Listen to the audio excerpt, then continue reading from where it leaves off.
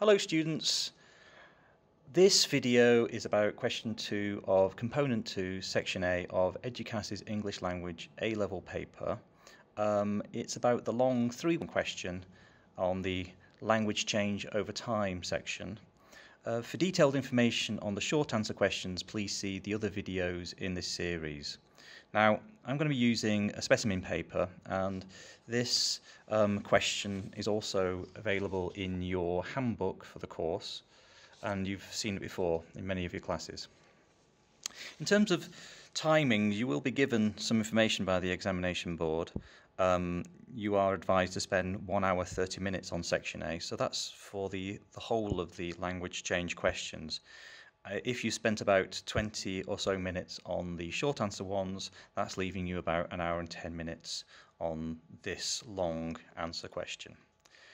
So, one thing you probably realise about the language change question, that you're given quite a lot to read.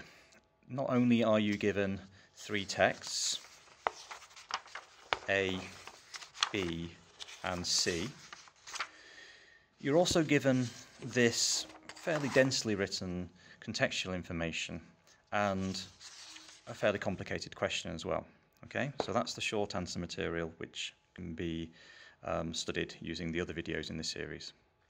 So, I think the first point I want to make here is please use the contextual information the examiners have given you. It's really important to pay close attention to this for a number of reasons. Firstly, you're going to be the genre of the text. Now, in this case, it's travel writing. You might see this also mentioned in the actual body of each of these contextual paragraphs. The genre is also mentioned in the question here. You see? So, it's really important to pay attention to this, because ultimately I think this is a question about genre even more than it's a question about language change. So we've circled the genre here, and what we can do is we can start thinking about that genre and thinking about what we might know about travel writing. And even as you start reading this, maybe even as you started reading it for the short answer questions, you will have been thinking about the genre of travel writing, about what its purposes are. It might have multiple purposes. So you've got to hang on to that idea of genre.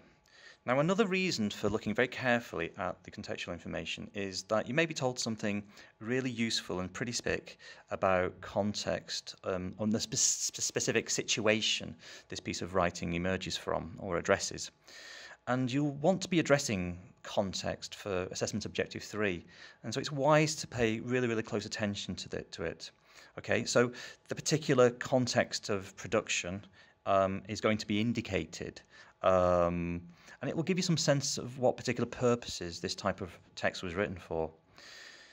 And you want to be showing your ability to interpret and relate this contextual information to what's happening in the text, and then be able to talk about the very specific language choices made. So if we have a look at this one, text A is taken from a book first published in 1588 by Thomas Harriot, a cartographer, mapmaker, mathematician, astronomer and linguist who joined Sir Walter Raleigh in an attempt to establish a colony called Virginia on Roanoke Island, now North Carolina, USA. His report focuses on the native inhabitants and their way of life, and on the plants, minerals and resources which could be traded.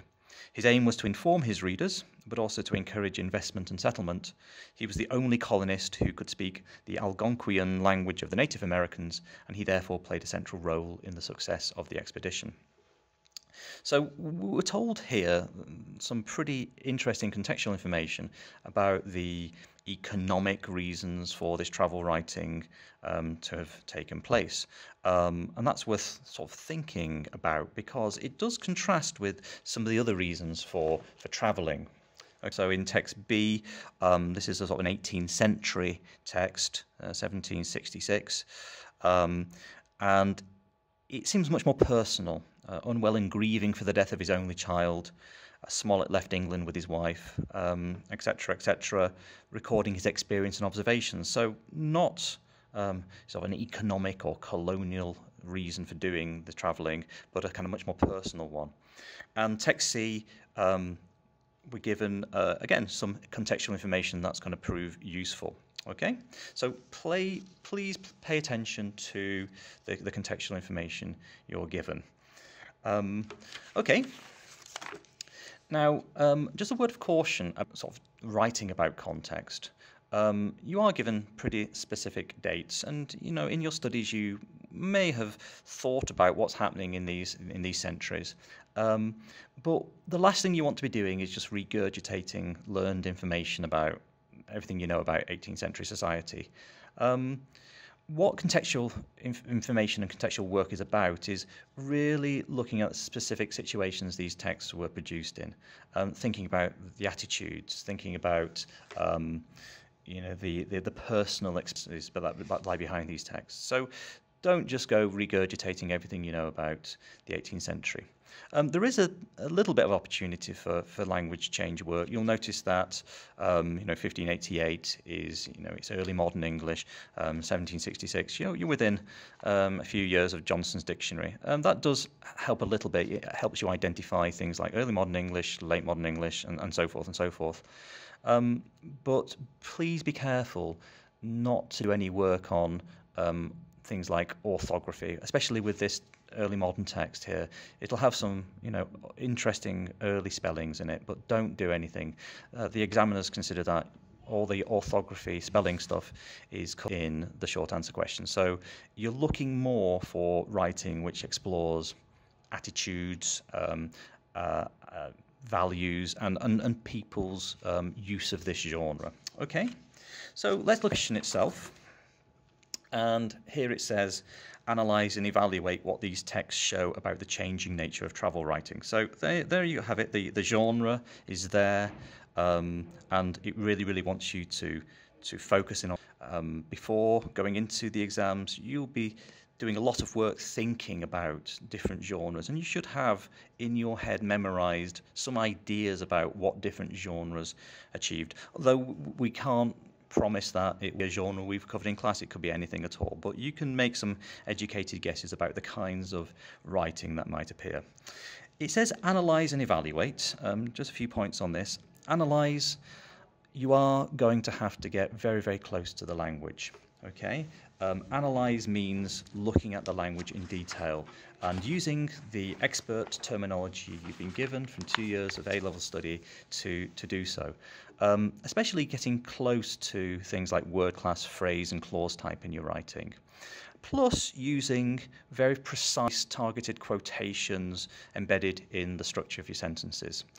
Okay, so analysis means getting to the fine linguistic detail of the text and being able to sort of describe exactly linguistically what's happening in them. Okay, evaluate then. Evaluate means, I think, evaluating the text in relation to the goals, purposes, perhaps affordances of the genre. How does this particular example of the travel writing genre, for example, successfully communicate detailed information about the places described, or how does a particular text exploit the resources of the genre to create an authoritative tenor? So that kind of feeling is evaluation, and getting close to what these texts are about. And I think you've got to really understand these texts. You've got to read them so that you understand them. You're not going to understand everything about them, but look at them carefully and ask yourself, what can I reasonably make of this? Evaluate, I think, also is useful when you're thinking about a conclusion. Towards the end, you might want to be coming up with some judgments about how this genre has developed through time. Genres don't remain static through time. They do develop, and you might want to be talking about this, what we call diachronic approach to sort of language change, okay? So showing genre isn't fixed through time is important.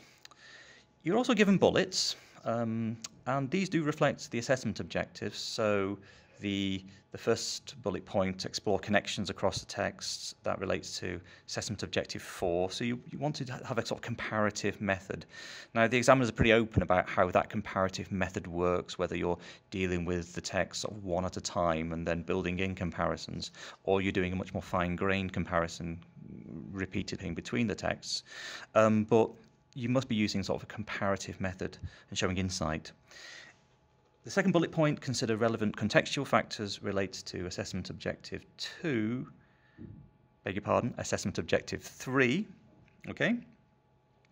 And I think I've told you already about contextual information. Really work the stuff you're given by the examiner, but also think about the contextual, the specific contextual things going on in each individual text, okay? It says language features. This is an invitation to do very, very precise, detailed language analysis. Remember all that stuff you were shown about layering terminology and so forth, and making sure that each line of your analysis is really packed full of goodies, okay, in terms of terminology and evidence, okay? This construction of meaning is very important as well. How do these texts work with that genre, use language to convey their meaning, and how does that work with their purposes?